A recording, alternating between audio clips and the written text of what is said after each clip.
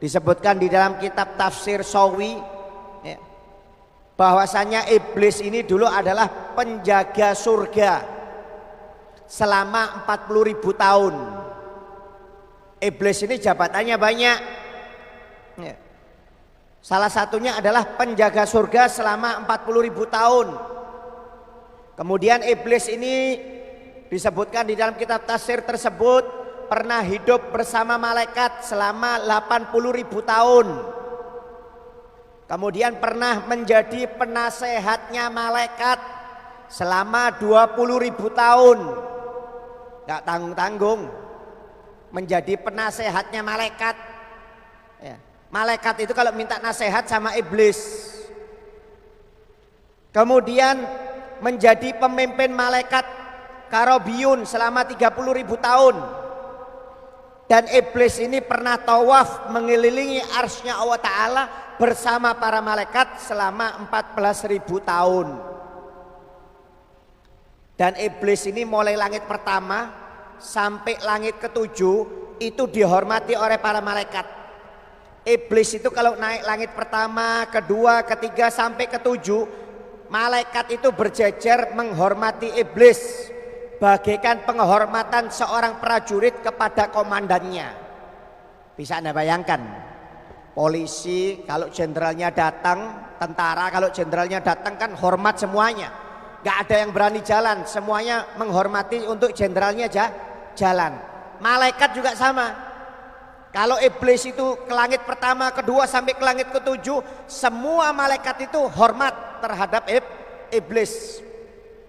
Tidak ada yang berani tidak hormat, semuanya hormat kepada iblis. Bahkan dalam kurun tafsir tersebut selama 120.000 tahun iblis itu menyandang gelar kehormatan dan kemuliaan di langit selama 120.000 tahun, nggak tanggung-tanggung ya. Memang luar biasa ya. Iblis ini di langit pertama dapat julukan Al-Abid, ahli ibadah. Di langit kedua dapat julukan Az-Zahid, orang yang suci, makhluk yang suci. Di langit yang ketiga dapat gelar Al-Arif, makhluk yang cerdas. Kemudian langit yang keempat dapat gelar Al-Wali, yaitu kekasih.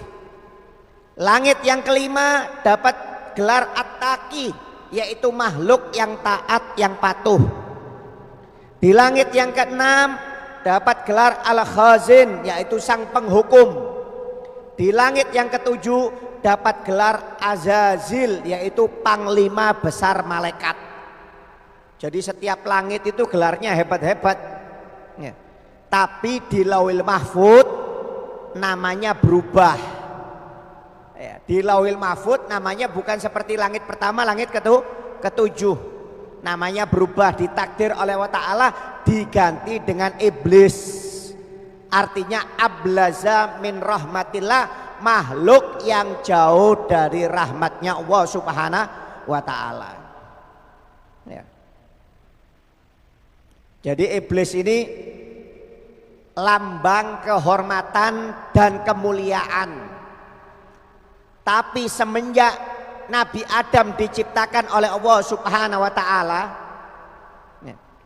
Allah Ta'ala menyuruh semua malaikat untuk sujud kepada Nabi Adam.